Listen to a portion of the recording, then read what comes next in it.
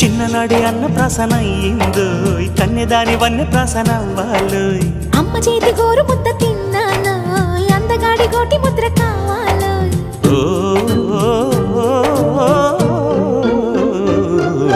కాస్త నన్ను నువ్వు నిన్ను నేను కోరుకుంటే కోరుకున్న చోట నువ్వు నేను చేరుకుంటే చేరుకున్న చోట ఉన్న దీపం మారుతుంటే ఆరుతున్న వేళ కన్నెకాలు జారుతుంటే